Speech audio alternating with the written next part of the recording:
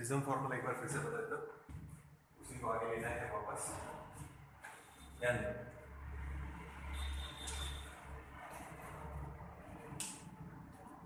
Mu is equals to formula आया था sine delta M यानी angle of minimum deviation plus A upon 2 divided by sine A upon 2, ये basic formula. फिर हमने बोला था if theta is very small,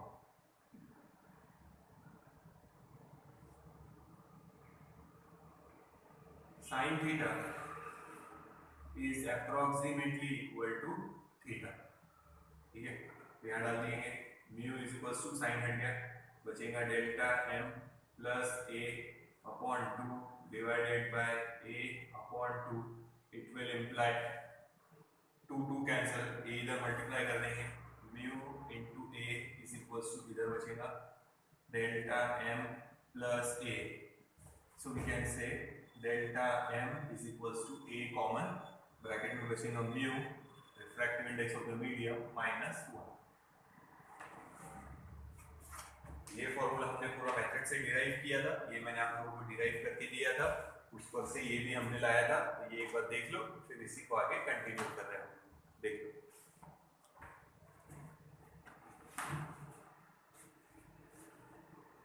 फॉर्मूले देख लो एक बार ये, फिर आगे चल।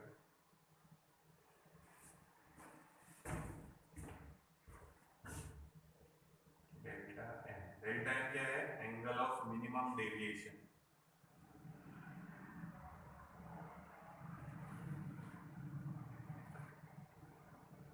ठीक है, और ए प्रिज्म एंगल। ये हमने ऐसे प्रिज्म बनाया था, ये एंगल जो था वो था हमारा A prism angle. And mu is the refractive index of that medium glass का जो भी होगा, रिफ्रैक्टिव इंडेक्स ऑफ प्रिज्म या मटेरियल ऑफ द प्रिज्म। देख लो एक बार, इसी को आगे कंटिन्यू करते हैं।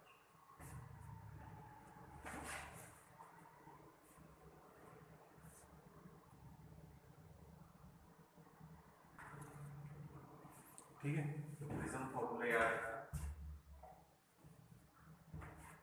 ये अभी हम यूज करने वाले हैं, ये काम आएगा, मतलब ये यूज नहीं कर पाए।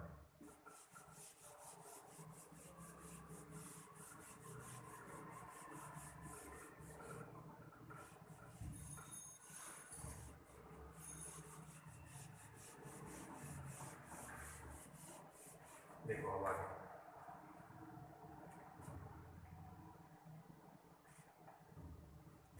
अब हम लिखेंगे एंगुलर डिस्पर्शन। डिस्पर्शन का मीनिंग वापस से समझा जाता, ये है जो हमारा प्रिज्म, इसमें से व्हाइट लाइट पास कर रहे हैं हम लोग, या हम बोलेंगे हम पास कर रहे हैं sunlight. It contains 7 different colours. और सबसे बात ये याद रखना कि हर कलर के लिए refractive index will be different because it depends on wavelength. Wavelength पे डिपेंड करता।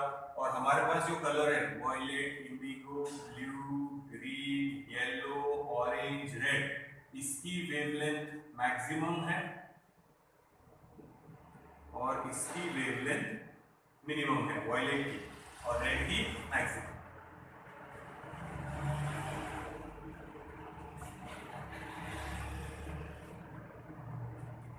तो जब व्हाइट लाइट इंसिडेंट करेंगे तो वो 7 डिफरेंट कलर्स में सेपरेट हो जाएंगे।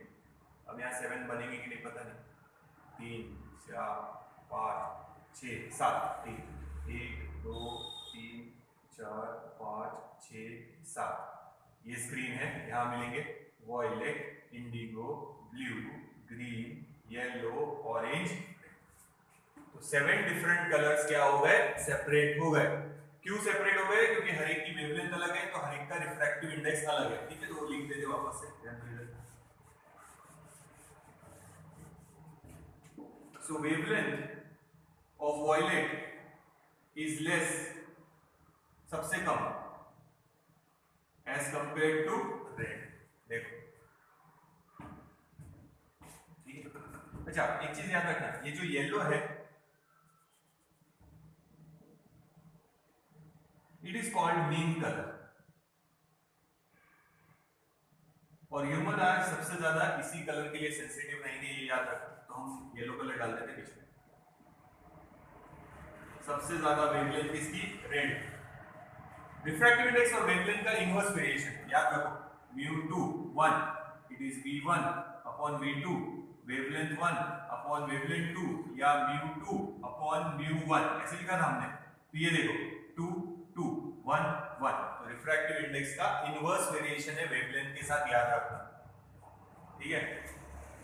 या फिर यहां से भी एक एयर लेंगे, so refractive index of glass wavelength in air upon wavelength in glass. देखो रिफ्रैक्टिव इंडेक्स का इनवर्स वेरिएशन, तो वेवलेंथ कम मतलब रिफ्रैक्टिव इंडेक्स सबसे ज्यादा। मीन कलर का बीच में रखेंगे, और सबसे कम रिफ्रैक्टिव इंडेक्स कौन से कलर के लिए रहेगा? रेड। वेवलेंथ के साथ इनवर्स वेरिएशन है, ध्यान रखना। तो रिफ्रैक्टिव इंडेक्स सबसे ज्यादा वॉयलेट के लिए है, तो डेविएशन, एंगल ऑफ डेविएशन जो लिखा था हमने डेल्टा, वो वॉयलेट के लिए सबसे ज्यादा रहेगा और रेड के लिए सबसे कम, और मीन कलर के लिए बीच में। तो अगर मैं बनाऊं कि रे को ऐसे स्ट्रेट जाना चाहिए था, ठीक है, तो ये है एंगल ऑफ डेविएशन, सिर्फ एक ही बता रहे हैं, सब भी बता सकते रेड कलर के लिए। तो यहां से पूरा अगर आखिरी तक लूं तो ये हो गया डेल्टा वॉयलेट के लिए, यानी पहले तो पूरे रेज ऐसे ही जाने चाहिए थे। वॉयलेट सबसे ज्यादा बेंड हुआ है और रेड इतना ही बेंड हुआ है, सबसे कम बेंड हुआ है red. So angular dispersion it is denoted by theta. तो एक्सट्रीम कलर के बीच में का डिफरेंस ले रहे हैं एंगुलर का, delta we minus delta R, इसी को बोलते हैं एंगुलर डिस्पर्शन। ठीक है, मीन कलर का लिखा है साथ में, पर सबसे आगे सबसे ज्यादा डेविएट कौन हुआ है? वॉयलेट, सबसे कम रेड। इन दोनों के बीच में का जो डेविएशन का डिफरेंस है it is called angular dispersion. देखो अगर मैं यहां वैल्यू डाल दूं, अभी जो हमने डिराइव किया था एंगल ऑफ मिनिमम डेविएशन के लिए क्या था? Mu in bracket a in bracket mu minus 1, तो यहां लिखेंगे a in bracket mu violet minus 1, फिर ये माइनस a तो सेम ही है, in bracket mu r minus 1, तो हमारा फाइनल आंसर बचेगा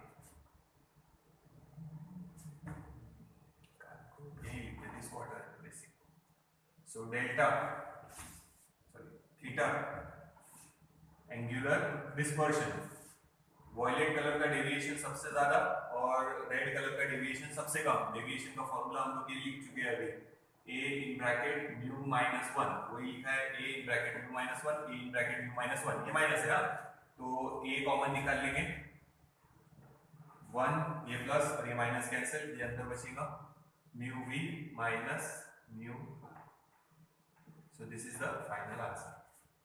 तो किसी ने एंगुलर डिस्पर्शन पूछा तो एक्सट्रीम कलर का डिफरेंस ले रहे हैं हम लोग, डेविएशन ऑफ वॉयलेट कलर और डेविएशन ऑफ रेड कलर, दोनों को माइनस कर दिया, तो it is called angular dispersion. देखिए थीटा से डिनोट करें, और याद रखना yellow colour is the mean colour, उसको मीन कलर बोलते हैं। तो इतना note of disperse, angular dispersion. तो ये जो फिनोमिनन है it is called dispersion, separation of white light or sunlight into 7 different color or into its constituent colors is called dispersion। Screen पे जो मिलेगा वो स्पेक्ट्रम, ये स्ट्रेट जाना चाहिए था पर डेविएशन इधर हुआ है, सबसे ज्यादा डेविएशन है वॉयलेट कलर का, सबसे कम रेड का, इन दोनों का जो डिफरेंस है it is called angular dispersion. दोनों एक्सट्रीम कलर के बीच में का जो डिफरेंस है डेविएशन का it is called angular dispersion. ये फॉर्मूला सब्स्टिट्यूट किया है, वॉयलेट के लिए रिफ्रैक्टिव इंडेक्स अलग, रेड के लिए अलग, ए की वैल्यू तो सेम ही रहेगी, तो सॉल्व करने के बाद ये मिला है। देखो फिर आगे करेंगे, ये नोट डाउन करो।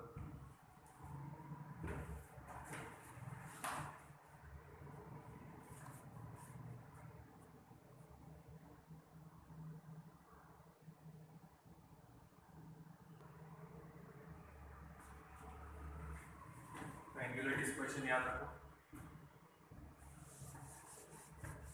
अब ले रहे डिस्पर्सिव पावर, रिफ्रैक्टिव इंडेक्स के हिसाब से सेपरेट होंगे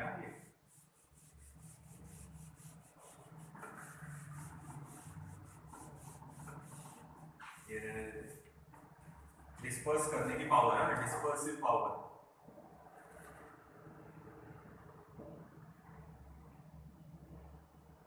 it is denoted by omega. So dispersive power is defined as angular displacement, angular dispersion theta, जो भी निकाला हम लोगों ने, ये रहा सामने formula, divided by deviation of yellow color और we can say mean color। तो इसी को बोलेंगे dispersive power।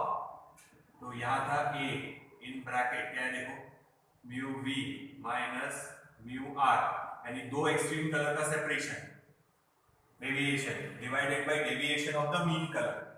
A in bracket mu y minus 1, तो A cancel, so omega can be written as A cancel हो गया, mu v minus mu r upon mu y minus 1। ये तो formula भी हम लोगों ने लिखा ही था, येलो कलर के लिए लिखेंगे तो क्या हो जाएगा, A in bracket mu y minus 1, यहाँ सब्स्टिट्यूट। तो ये बेसिक फॉर्मूला है, उसको सब्स्टिट्यूट करके ये बनाया।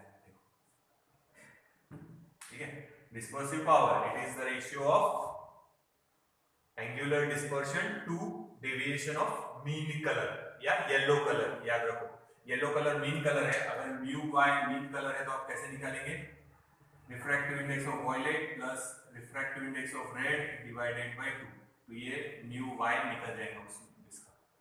तो ये इतना नोट डाउन कर लो, देखो फिर आगे चलते।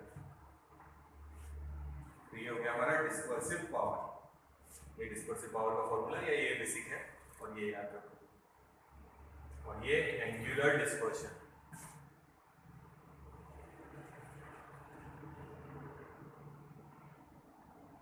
एंगुलर डिस्पर्शन, ये डिस्पर्सिव पावर।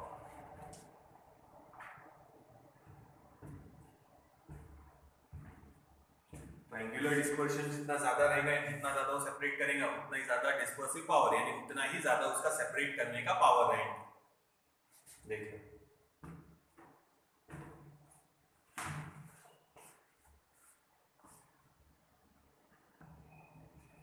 अब देखो आगे हम प्रिज्म के कॉम्बिनेशन देखेंगे कि प्रिज्म को एक साथ में रखेंगे तो दो पॉसिबिलिटीज हो सकती है। कैसे रखना है बता, तो देखो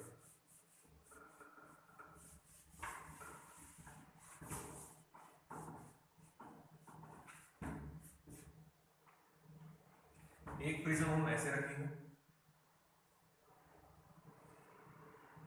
ठीक है, और दूसरा प्रिज्म हम लोग ऐसे रखेंगे।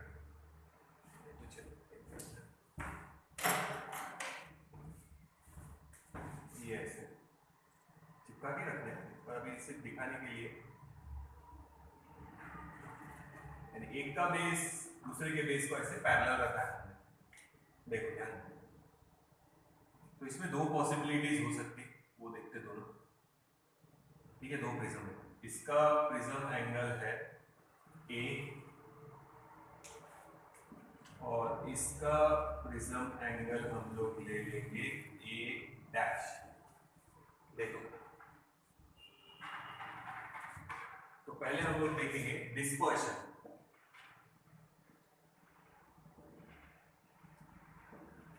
विदाउट डेविएशन,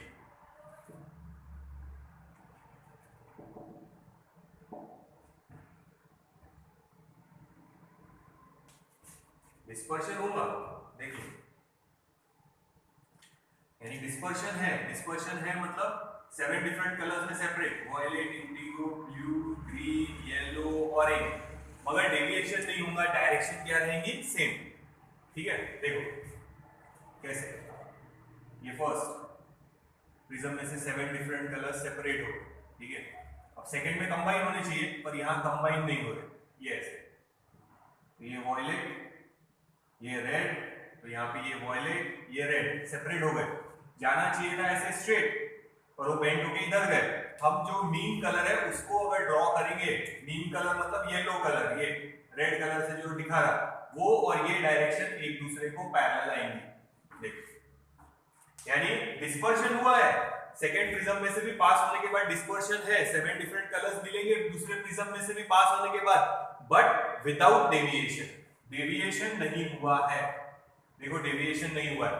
ये जो ओरिजिनल पाथ होना चाहिए था, ये देखो यानी ऐसे जाना चाहिए था स्ट्रेट, पर डेविएट हो गया, इधर चले गए। ठीक है, तो वायलेट और रेड को नहीं देखना, मीन कलर के साथ अगर देखेंगे तो ओरिजिनल जो डायरेक्शन होनी चाहिए थी विदाउट दिस टू प्रिज्म और ये येलो कलर की डायरेक्शन सेम है, मतलब डेविएशन नहीं हुआ है। डेविएशन नहीं हुआ है कौन से कलर का? येलो कलर का। तो हम यहाँ लिखेंगे पहले वाले में से जितना डेविएशन हुआ येलो कलर का, उतना ही डेविएशन सेकेंड वाले में से हो गया, यानी नेट रिजल्टेंट डेविएशन कितना हो जाएगा? 0। तो delta y is equals to delta y dash, delta की value a in bracket mu yellow colour के लिए -1, इधर लिखेंगे a डैश, रिफ्रैक्टिव इंडेक्स भी लिखेंगे mu y dash -1, so we can write a dash upon a is equals to a dash upon a, it is mu y -1 upon mu y dash -1। ये formula याद है। तो logic समझ में आया ना? इसका दूसरा भी पॉसिबिलिटी है, वो क्या है वो देखेंगे। पहली पॉसिबिलिटी हमने देखा है डिस्पर्शन विदाउट डेविएशन। डिस्पर्शन हुआ है, 7 कलर्स मिलेंगे, इधर से जो पास हुई व्हाइट लाइट, इधर से उन्होंने सेपरेट किया, इधर से और सेपरेटेड ही है, तो दूसरे प्रिज्म में से भी हमारे को वायलेट और रेड मिलेंगे अलग अलग। बट अगर हम देखेंगे ओरिजिनल पाथ जो होना चाहिए और येलो मीन कलर का जो पाथ है वो सेम है, पैरेलल है एक दूसरे को, मतलब डेविएशन नहीं हुआ है। डेविएशन नहीं हुआ है किसका? येलो कलर का। तो येलो कलर का डेविएशन फर्स्ट वाले में से इज इक्वल्स टू सेकंड वाले में से, यानी जितना इसने इधर बेंड किया उतना उसने उधर बेंड किया। देखो दोनों एक दूसरे को पैरेलल, डायरेक्शन सेम है, मतलब डेविएशन नहीं हुआ है। शिफ्ट हुआ है बट डेविएशन नहीं। ये हमने क्लास स्लैब में भी देखा था, देखो कि यहां से सीधा जाना चाहिए था ऐसे, पर जो लाइट गई है वो ऐसे गई थी, तो ये दोनों पैरेलल थे एक दूसरे को। शिफ्ट हुआ है, डेविएशन नहीं हुआ है, डायरेक्शन क्या है? सेम। तो हमने इसको सॉल्व करके ये फॉर्मूला देख लो इसको।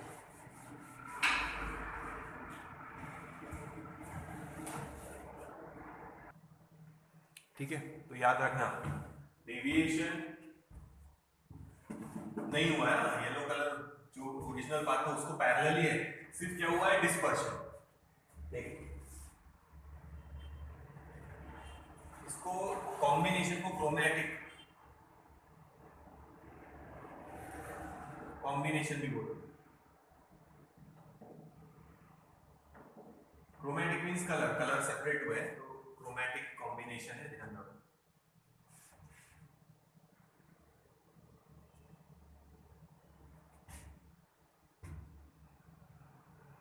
नोट डाउन कर लो। दूसरी पॉसिबिलिटी क्या है वो भी बता दो। ठीक है, तो याद रखना डिस्पर्शन हुआ है, एंगुलर डिस्पर्शन हुआ है, डेविएशन नहीं हुआ, इसलिए दोनों सेम लिया। अगर ये पूछा कितना हुआ है डिस्पर्शन, तो एंगुलर डिस्पर्शन आएगा थीटा फर्स्ट वाले का in bracket 1 minus omega dash upon omega, dispersive power second वाले का upon dispersive power of first, ये याद रखना। डिस्पर्शन हुआ है, एंगुलर डिस्पर्शन पूछा कितना हुआ ये, बट अपने काम यही है ना, ये अगर याद रखा तो ठीक है, याद रखना है। दूसरा कॉम्बिनेशन देखते हैं अब, ये समझ में आया? तो याद रखना यहाँ डिस्पर्शन हो रहा मगर डेविएशन नहीं हो रहा, येलो कलर उसी डायरेक्शन में जिधर वो होना चाहिए था पैरेलल, तो ये सेम रखना है हमने। तो कितना डिस्पर्शन हुआ है, तो ये एंगुलर डिस्पर्शन का फॉर्मूला याद रखना, ओमेगा डैश डिस्पर्सिव पावर इसका, ओमेगा डिस्पर्सिव पावर फर्स्ट वाले का, थीटा एंगुलर डिस्पर्शन इसका, नेट निकल जाएंगे इससे।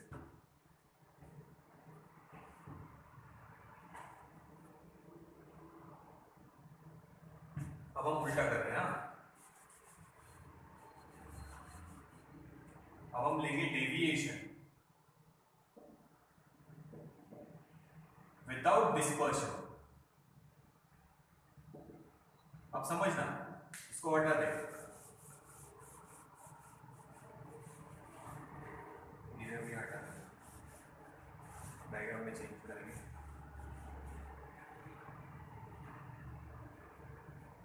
अब देखो, अब डेविएशन हो रहा, डेविएशन होगा बट डिस्पर्शन नहीं होगा। डिस्पर्शन नहीं होगा मतलब 7 डिफरेंट कलर्स में सेपरेशन नहीं होगा।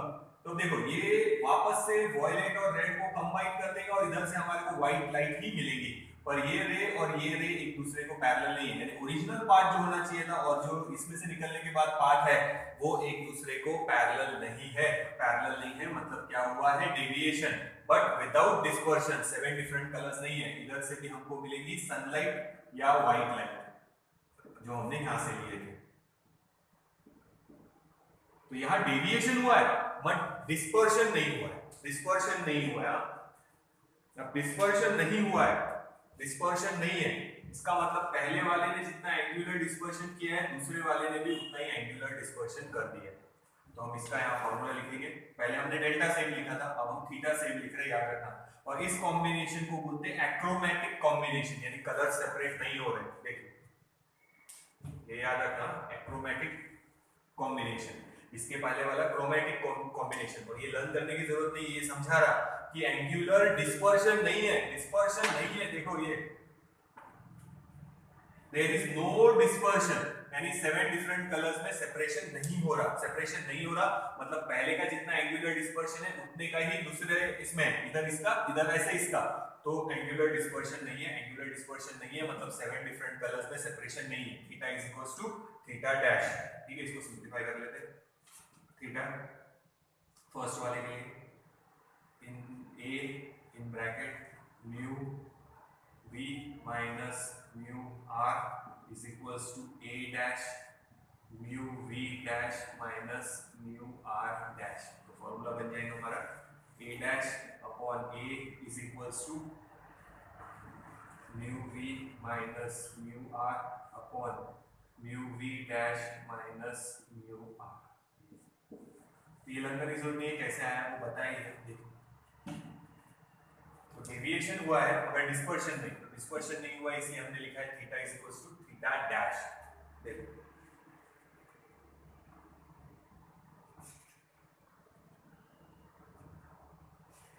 डेविएशन हो रहा, डिस्पर्शन नहीं हुआ। तो डेविएशन कितना हुआ इसका ये पूछा, तो delta net is equals to delta first वाले का in bracket 1 minus omega upon omega dash, इससे निकाल सकेंगे। डेल्टा मतलब डेविएशन। डेविएशन हुआ है, कितना डेविएशन हुआ पूछा, तो ये डिस्पर्शन नहीं हुआ इसलिए हमने इन दोनों को इक्वल लिखा है। ये स्टेप देखना, नोट डाउन कर। तो दो कॉम्बिनेशन हो सकते, पहला था कि भाई डिस्पर्शन हो रहा मगर डेविएशन नहीं, तो उसको क्रोमैटिक कॉम्बिनेशन बोला था। अब यहाँ बोला है कि डेविएशन हो रहा पर डिस्पर्शन नहीं है। डेविएशन हुआ है पर डिस्पर्शन नहीं हुआ है, इसको बोलते हैं एक्रोमैटिक कॉम्बिनेशन। और ये फॉर्मूला याद रखना। ये तो बताया है कैसे आया है, ये खाली लर्न कर ले। देख लो ये प्रिज्म वाला हमारा ऑलमोस्ट हो जाएगा, रेनबो वाला थोड़ा सा समझा देगा, फिर हम माइक्रोस्कोप टेलीस्कोप वाला पार्ट ले पाएंगे। देख लो कॉम्बिनेशन के नाम याद रखो।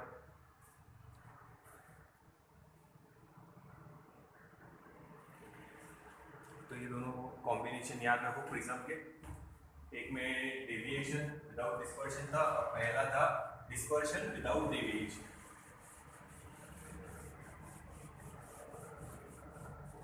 ये जो हमने बनाया ये एक्रोमैटिक कॉम्बिनेशन है फिलहाल। तो ये इसके रिफ्रैक्टिव इंडेक्स पे भी दोनों मटेरियल की डिपेंड करेगा और प्रिज्म एंगल पे भी डिपेंड करेगा कि क्या होगा करके आगे। तो दोनों पॉसिबिलिटीज बता दिया है, फॉर्मूले लर्न करना है। एक का तो आंसर डिराइव भी किया है आपने।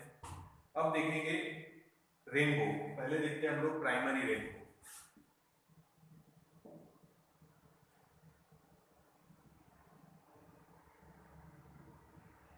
दो टाइप के रेनबो रहते हैं, तो उसमें पहला देख रहे हैं हम लोग प्राइमरी रेनबो। रेनबो देखने के लिए क्या होना चाहिए, देखो मैं अगर ऐसे खड़ा हूं तो मेरे पीछे सन होना चाहिए, यानी पीछे से धूप सामने आ रही, और मेरे सामने रेन ड्रॉप्स होने चाहिए। यानी अगर मैं यहाँ हूं तो पीछे है सन, ठीक है, और हम आगे देख रहे हैं और यहाँ होने चाहिए रेन ड्रॉप्स।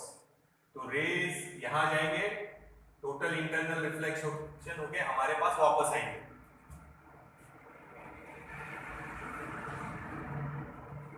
तो याद रखना हम इधर फेस करके खड़े हैं समझो, तो मेरे पीछे होना चाहिए सन, यानी धूप होनी चाहिए, ठीक है, और सामने बारिश हो रही है यानी रेन ड्रॉप्स है ये।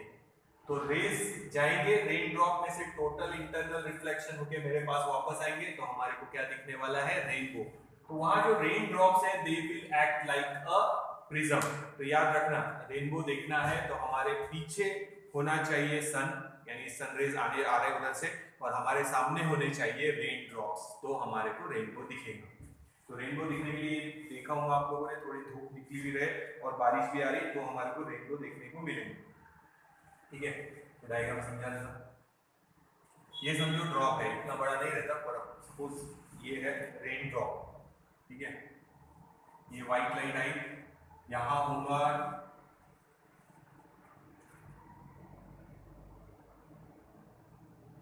पहले तो हम बोलेंगे रिफ्रैक्शन हुआ, मीडियम चेंज हुआ, ये है drop, rain drop, water drop बोल सकते हो उसको। तो ये है हमारा वायलेट, ये है हमारा रेड, सेपरेशन हो गया। अब यहां होगा total internal reflection, total internal reflection, और वापस से इधर मिलेंगे वायलेट और रेड। तो ये है हमारा प्राइमरी रेनबो। इसका जो एंगल बनेगा हमारी आंखों के साथ वो रहेगा यहाँ पे 42 डिग्री, याद रखना है 42 डिग्री। देखो this is primary rainbow. Outer है रेड, आउटर सर्कल रेड और inner circle white. Outer red है और इनर वायलेट। देखो ये याद रखना, आउटर रेड इनर वायलेट, और 42 डिग्री का एंगल बनेगा। और इसमें दो बार रिफ्रैक्शन होगा, दो बार रिफ्रैक्शन, दो बार। ये यहां जब एंटर हुए तब रिफ्रैक्शन हुआ, फिर यहां हुआ है टोटल इंटरनल रिफ्लेक्शन, एक बार टोटल इंटरनल रिफ्लेक्शन, और फिर जब यहां से वापस एयर में जाएंगे तो फिर से होगा रिफ्रैक्शन। तो दो बार हो रहा रिफ्रैक्शन और एक बार हो रहा टोटल इंटरनल रिफ्लेक्शन। और ये याद रखो, यहाँ पे टोटल इंटरनल रिफ्लेक्शन हुआ है, इनर है वायलेट और आउटर है रेड। देखो एक बार, और ये मतलब कुछ भी बोला कि हमारे को बोला दो बार रिफ्रैक्शन और एक बार टोटल इंटरनल रिफ्लेक्शन हो रहा, तो समझ जाना प्राइमरी रेनबो है। प्राइमरी रेनबो है तो आउटर इसमें, जैसे ये डायग्राम बनाया देख लो, आउटर इसमें क्या होगा रेड, और इनर कर्व में या इनर आर्क में क्या होगा वायलेट, यानी ऐसा आर्क दिखेगा ना हमारे को तो रेनबो। तो इनर में होगा वायलेट और आउटर में होगा रेड, तो यानी violet, indigo, blue, green, yellow, orange, red ऐसा मिलेगा। और एंगल बनेगा हमारी आंखों के साथ 42 डिग्री। देखो एक बार फिर सेकेंडरी रेनबो बता।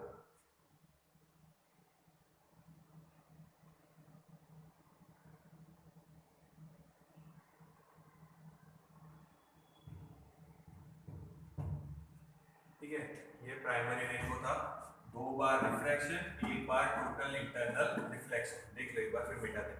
और ये याद रखो, आउटर है रेड और इनर है वायलेट। तो आउटर आर्क जो मिलेगा वो रेड मिलेगा और इनर आर्क जो मिलेगा वो वायलेट, ऐसे आर्क दिखेगा ना। देख लो प्राइमरी रेनबो कोई भी रहे पहचान जाना चाहिए, कोई भी डाटा दिया रहे तो उससे हम प्राइमरी रेनबो है या सेकेंडरी वो पहचान सकेंगे। तो ये है प्राइमरी रेनबो, याद रखो। अब बताते सेकेंडरी रेनबो क्या होगा।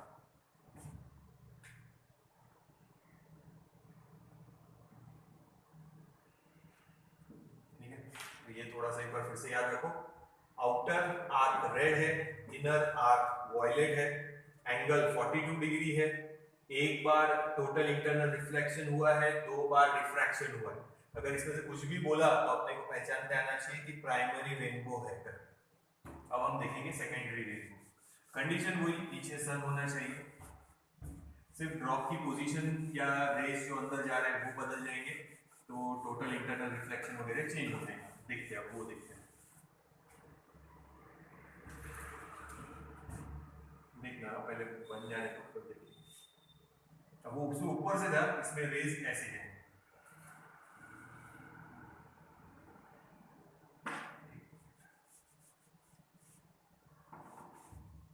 अब हम देख रहे हैं सेकेंडरी रेनबो।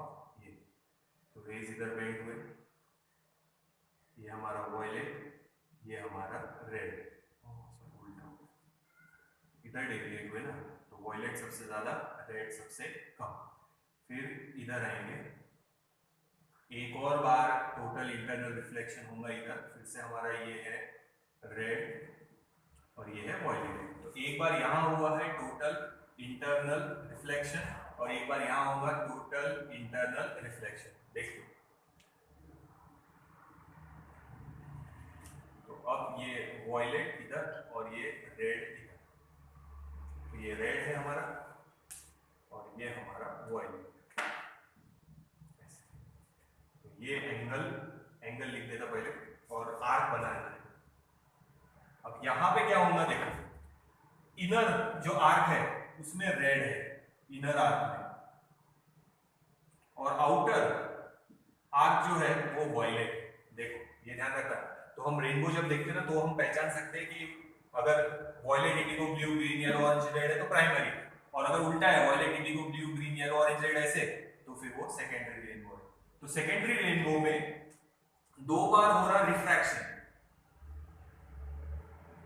दो बार रिफ्रैक्शन का हुआ है। एक बार जहां एंटर हुए वहां रिफ्रैक्शन हुआ है, मीडियम चेंज हुआ है, ठीक है, और एक बार जब बाहर निकले तब, और दो बार, एक बार यहाँ पे और एक बार यहाँ पे टोटल इंटरनल रिफ्लेक्शन हुआ। तो दो बार रिफ्रैक्शन, दो बार टोटल इंटरनल रिफ्लेक्शन, जबकि प्राइमरी रेनबो में एक ही बार टोटल इंटरनल रिफ्लेक्शन हुआ था। और ये जो एंगल बनेगा हमारे आंखों के साथ यहाँ पे, इट विल बी 52.5 डिग्री, जबकि उसमें कितना था 42 डिग्री। तो ये पहचान में आना चाहिए प्राइमरी रेनबो है या सेकेंडरी रेनबो। तो इसमें आउटर आर्क जो है वो वॉयलेट है, इनर आर्क जो है वो रेड है। यानी अगर आप रेनबो देखें और इनर में वॉयलेट है, फिर Indigo blue green yellow red है ऐसे, तो फिर वो प्राइमरी। और अगर वॉयलेट बाहर की तरफ है और रेड अंदर की तरफ है, violet indigo blue green yellow orange red, ये तो ये सेकेंडरी रेनबो है। और एंगल याद रखो 52.5 डिग्री, ठीक है। दो बार रिफ्रैक्शन होगा, एक बार अंदर आते समय, एक बार बाहर जाते समय मीडियम चेंज हुआ है। एंड दो बार यहाँ पे, दो बार टोटल इंटरनल रिफ्लेक्शन होगा, एक बार यहाँ पे एक बार यहाँ पे। ये एक minute, total internal reflection proper दिखाया नहीं है, बाहर ही निकल गया ना। ये एंगल वगैरह सब सही है, सिर्फ डायग्राम थोड़ा चेंज कर देते हैं। टोटल इंटरनल रिफ्लेक्शन इधर से बाहर निकाल इसको, वापस कर देते इसको। तो दो बार टोटल इंटरनल रिफ्लेक्शन है, इसलिए वो डायग्राम है।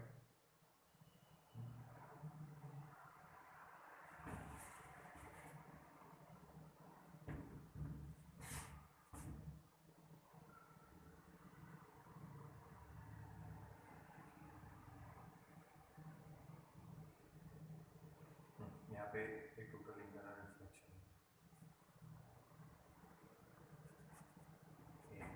वापस से बनाना।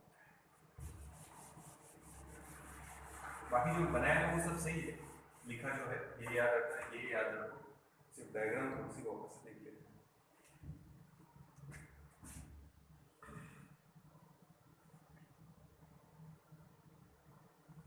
एक बार ये वॉयलेट, ये रेड, ओ सॉरी ये उल्टा, वॉयलेट सबसे ज़्यादा, रेड सबसे कम।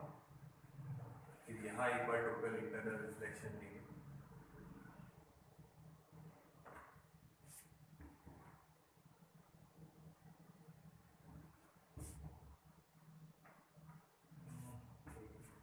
गड़बड़ हो रही है। देखो ये वॉयलेट सबसे ज्यादा रेड, ये वॉयलेट इधर से टोटल इंटरनल रिफ्लेक्शन को इधर से बाहर है, और रेड यहाँ से टोटल इंटरनल रिफ्लेक्शन को यहाँ से। तो एक बार टोटल इंटरनल रिफ्लेक्शन यहाँ हुआ है, एक बार यहाँ हुआ, ठीक है। और ये एंगल बताया था 52.5 डिग्री। दो बार रिफ्रैक्शन, दो बार total internal reflection. Inner arc है रेड और आउटर आर्क है वॉयलेट। वो डायग्राम थोड़ी सी गड़बड़ हो रही थी, देख रहे। तो ये हो गया हमारा सेकेंडरी रेनबो। कंडीशन याद रखो, कंडीशन में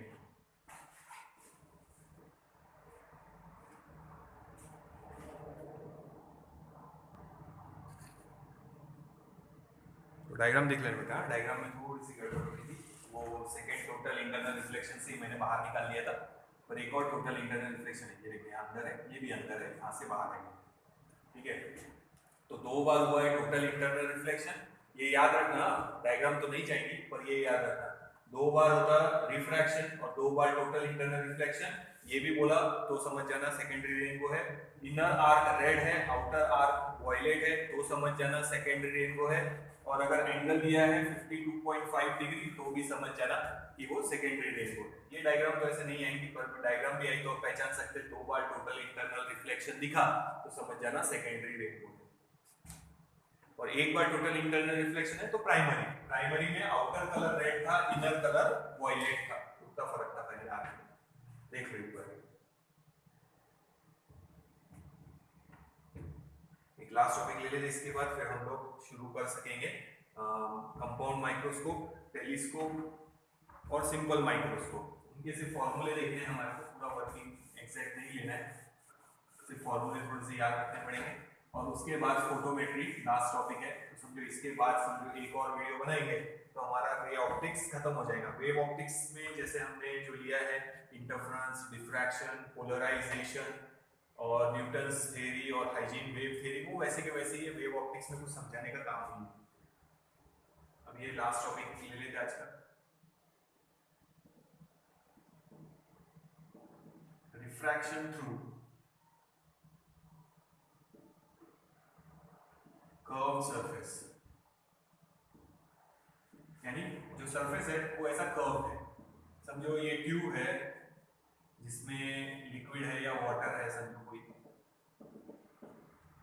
प्लेन सरफेस की जगह कर्व है, कोई ट्यूब में अपन ने फिल अप किया है, समझो ऐसा, जैसे हम इसमें देखते हैं कैपिलरी ट्यूब में कॉन्केव सरफेस दिखेगा या कॉन्वेक्स सरफेस दिखेगा, तो इसमें भी क्या हो सकता है, रिफ्रैक्शन, तो वही देख रहे हैं उसका फॉर्मूला। यहाँ है समझो ऑब्जेक्ट, डिस्टेंस है ऑब्जेक्ट का u और रिफ्रैक्टिव इंडेक्स है इधर वाले का μ1। इमेज समझो यहाँ बन रही, ये है हमारी इमेज, ये है हमारा इमेज डिस्टेंस, ठीक है, और इसका रिफ्रैक्टिव इंडेक्स है μ2, और ये कर्व ऐसा है, देख लो।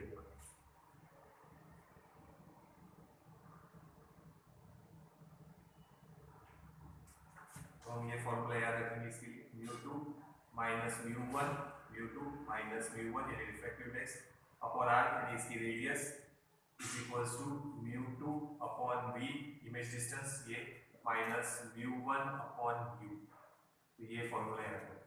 अच्छा, ये सरफेस ऐसा की जगह ये ऐसा भी हो सकता है कॉन्वेक्स, वो भी डायग्राम बना देते हैं, ये देखिए ये ऐसा भी हो सकता है, ये ऑब्जेक्ट डिस्टेंस u और इधर का रिफ्रैक्टिव इंडेक्स है μ1, इस लिक्विड का रिफ्रैक्टिव इंडेक्स μ2, इमेज यहाँ है और इसका डिस्टेंस है v, दोनों भी केस में सेम फॉर्मूला लगेगा, μ2 माइनस μ1 अपॉन r, इस कर्व की रेडियस या इस कर्व की रेडियस जो भी होगी, और μ2 upon v image distance, μ1 upon u object distance. और मैग्निफिकेशन का फॉर्मूला हमारा जो है size of image upon size of object या distance of image upon distance of object, पर इसके साथ में आएगा μ1 अपॉन μ2। ये थोड़ा सा चेंज याद रखना, तो ये दो फॉर्मूले याद रखना है। अगर कर्व सरफेस में रिफ्रैक्शन हो रहा, रिफ्रैक्शन थ्रू कर्व सरफेस, इसको डिटेल में लेने की जरूरत नहीं है, सिर्फ ये दो फॉर्मूले याद रखना। ये डायग्राम है, ये डायग्राम है, कोई भी चलती, u object distance, v image distance, ये इधर कोई दूसरा मटेरियल है, इधर कोई दूसरा मटेरियल है, इसका रिफ्रैक्टिव इंडेक्स है u2 सॉरी μ1 और इसका μ2, तो ये फॉर्मूला दोनों के लिए याद रखना। मैग्निफिकेशन पूछा तो ये फॉर्मूला लगा सकते हैं, और अगर रेडियस दिया है ऑब्जेक्ट डिस्टेंस या इमेज डिस्टेंस निकालना है तो अब ये फॉर्मूला लगा सकते हैं। इसके बाद हमारा कंपाउंड माइक्रोस्कोप बचा है, एस्ट्रोनॉमिकल टेलीस्कोप बचा है, सिंपल माइक्रोस्कोप बचा है। कंपाउंड माइक्रोस्कोप, सिंपल माइक्रोस्कोप और एस्ट्रोनॉमिकल टेलीस्कोप। उसके बाद हमारा लास्ट टॉपिक बचेगा फोटोमेट्री। फोटोमेट्री मतलब लाइट के इस पर ही है, तो देखिए तरीका देख लो।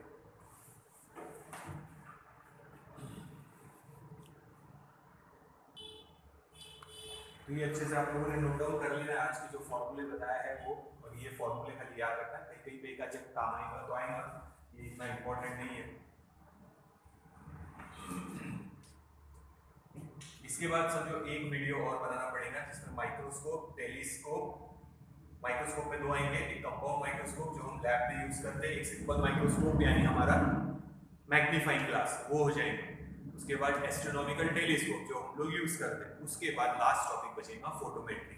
ये दो टॉपिक अगर हमारे हो गए तो हमारा रे ऑप्टिक्स खत्म हो जाएगा। तो आप लोगों ने क्या करना है, सेमीकंडक्टर तो आप लोगों ने सॉल्व किया ही है, मैंने बोला है डिफिकल्टी भेजने को, तो मैं अभी एक दो दिन में फिर से आप लोगों से डिफिकल्टीज मंगवा लूंगा। सेमीकंडक्टर हो गया होगा तो आप लोगों ने इसके बाद सॉल्व करना है EMI, इलेक्ट्रोमैग्नेटिक इंडक्शन, और वो हो जाने के बाद AC सर्किट। जब तक ये लॉकडाउन है अपने तीन ये चैप्टर अपने सॉल्व कर लेना है। उसके बाद जब लॉकडाउन खुल जाएगा तो मैं आप लोगों को बुला के रे ऑप्टिक्स और वेव ऑप्टिक्स दे दूंगा। रे ऑप्टिक्स हो ही जाता है अगले वीडियो में और वेव ऑप्टिक्स भी हो जाएगा। इसके बाद देखते हैं हम लोग कौन सा चैप्टर शुरू करना, तो एक आधा चैप्टर और देखते हैं कौन सा लेना है। तो इतना नोट डाउन कर लो, नेक्स्ट वीडियो में आगे का कंटिन्यू करेंगे। तो थोड़ा सा ये याद रखो, अभी जब तक लॉकडाउन है समझो और 6-7 दिन, अभी 28 फेब यानी 1 मार्च तक ये समझो। तो 1 मार्च तक आप लोगों ने जो आपके पास सॉल्व करने के लिए है सेमीकंडक्टर पूरा कर लो, रे ऑप्टिक्स बोल रहा EMI दिया है, इलेक्ट्रोमैग्नेटिक इंडक्शन वो कर लो, तो और AC सर्किट। तो सेमीकंडक्टर करना है, सेमीकंडक्टर में टाइप 1 मत करना, वो मैंने लेने वाला क्रिस्टल स्ट्रक्चर का जो बताया था वो छोड़ देना एक बार आप लोगों ने। टाइप 1 मत करना, बाकी भेज देना डिफिकल्टी सेमीकंडक्टर। फिर उसके बाद करना आपने EMI, इलेक्ट्रोमैग्नेटिक इंडक्शन, और फिर AC सर्किट्स। जब लॉकडाउन खत्म हो जाएगा तब तक ये 3 करके रखो। हम अगर सेमीकंडक्टर हुआ तो मैं वीडियो में सॉल्व कर लूंगा, ये दोनों हम सामने ही सॉल्व करेंगे। और उसके बाद हमारा वेव ऑप्टिक्स हो चुका है और रे ऑप्टिक्स भी हो जाएंगे, तो वो मैं आप लोगों को सॉल्व करने के लिए दे दूंगा। तो मेन चैप्टर हो जाएंगे हमारे कंप्लीट। तो आप लोगों ने पहले ये 3 चैप्टर तब तक करके रखो 1 मार्च तक, ठीक है। तो नेक्स्ट वीडियो में देखेंगे लास्ट टॉपिक इसका, ये खत्म हो जाएगा चैप्टर हमारा रे ऑप्टिक्स।